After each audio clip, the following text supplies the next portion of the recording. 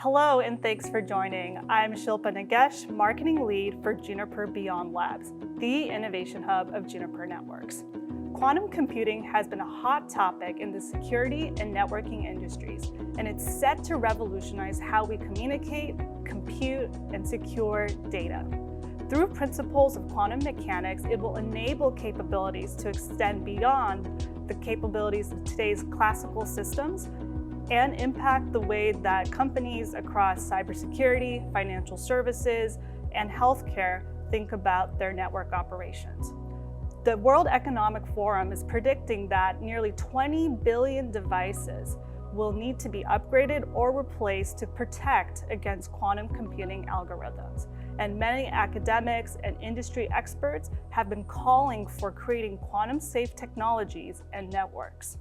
Today, I'm so excited to have Mattia Montagna, CEO and co-founder of Quantum Bridge, to share his perspective on the focus of quantum-safe networking. Well, Mattia, thank you so much for joining us today. I know you've been very busy traveling around the world talking about the future of quantum-safe networks. Thank you a lot for inviting me, and I'm very excited to be here today. Tell us a little bit about yourself and what Quantum Bridge does. I'm a physicist by background, and then I transitioned into applied mathematics. I spent several years working in the financial industry for the European Central Bank. And during that period, I realized the importance of cybersecurity for the stability of our financial industry. And so in 2018, I decided to leave the bank and go back to physics and start to build a company that was protecting against this new threat that was coming and was threatening the stability of the financial industry, but also in general our societies.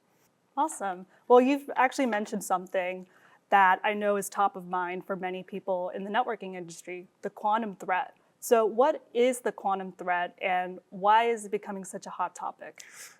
So in the past decades, many scientists around the world started to develop a new concept for doing computation, which is not based on classical physics, like the current computers that we have, but instead is based on quantum mechanical laws. Mm-hmm. So quantum mechanics is a theory of physics that explains the behavior of nature at very, very small scale, And with this type of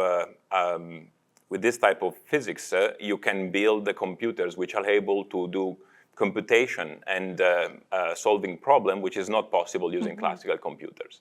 Now, this is a great thing in general for the evolution of computation and the field of computer science. But it turned out that one of the problems that this quantum computer can solve is actually to break most of the cryptography which is currently used in current networks. Mm-hmm. And in particular, what is called asymmetric cryptography, right? So if we look at the growth of the internet in the past 3-4 decades, the existence of asymmetric cryptography would allow parties to exchange cryptographic keys to protect their traffic without having met before, without having to exchange those keys physically like it was done in the 60s or in the 70s. So the introduction of asymmetric cryptography allows a large number of applications, and it governs most of the internet today. But asymmetric cryptography is based on some specific type of mathematical problems, which now can be broken by the arrival of quantum computers. Oh, wow. And so this creates a big crisis, let's say, if you want, in the world of cybersecurity, because all the internet is protected by this asymmetric cryptography. Yeah, thank you for sharing it. I understand that it's becoming such a more impactful conversation now. And I know a lot of people have been asking and they're curious to know how imminent is the quantum threat and how much time do we have to get ready for it? That's a very tough question. It's very difficult to predict when a quantum computer will be ready, and especially what is called a cryptographically relevant quantum computer. But we think that a quantum computer would likely appear, a cryptographically relevant quantum computer would likely appear in the next 10 to 15 years. So in order to get ready, what are some of the common protocols or methods that you've seen people use to counteract the threat? Yes, good question. The NIST recently came up with a new set of asymmetric cryptographic algorithm, right? So still based on the concept of asymmetric cryptography and public-private keys that are believed to be safe against quantum computer attacks.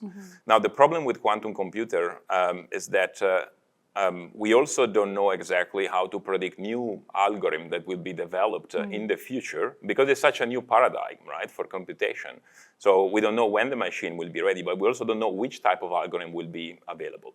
So for sure, it is necessary to migrate current asymmetric cryptography to systems that we know are safe against the currently known quantum computer attacks.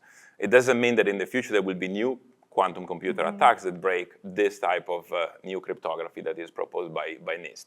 But this is the first family, let's say, of solution that can be adopted for counteracting the quantum threat. So post-quantum cryptography is called. So asymmetric encryption, but with new type of mathematics behind. And then there are other two categories available. One is so-called quantum key distribution that still use the law of quantum mechanics to exchange cryptographic keys between parties. And quantum key distribution had the advantage to be provably safe against quantum computer attacks. So if you use quantum key distribution, you're mathematically sure that there is no future advancement in classical or quantum computer that can break that. And this is the second category. And then the third category of solution are based on what we can call symmetric key exchange solution that require the physical delivery of some cryptographic material between what we can call service provider or a key distribution center in a way that is provably quantum safe as well. So those are the three categories, let's say post-quantum cryptography, quantum key distribution, and symmetric key exchange solution. And Quantum Bridge is pioneering the field of symmetric key exchange solution. So you mentioned that your team is involved with the symmetric key exchange distribution. Can you talk a little bit more about what your solution is for that? Yes, the typical symmetric key exchange solution historically is implemented by having a trusted key distribution center. And when two parties, that normally those are called Alice and Bob, for A and B, two parties want to communicate, the key distribution center generates two identical keys and physically deliver the keys to Alice and Bob using some specific let's say, media, like key loaders, they're called normally. But you can think about them as very, very secure USB key or something similar. So those keys are physically shipped to Alice and Bob. They're delivered physically.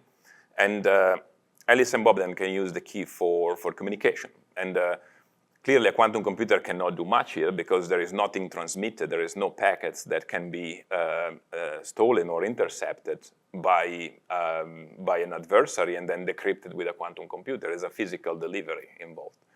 Now, the problem with this type of solution, which historically has been used before asymmetric cryptography was established, so let's say before the 80s or around that period, and normally for defense, intelligence agencies and critical infrastructure, those type of solutions suffer from two main issues. The first is that you have a trusted key distribution center that knows the keys of everyone.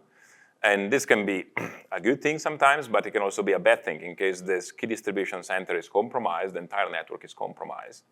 And second, you have scalability problems, because every time two new parties want to communicate, the key distribution center needs to deliver those keys. So Quantum Bridge is providing a solution that overcomes these two main limitations. So the first one, instead of having a single key distribution center, we have multiple of what we call security hubs.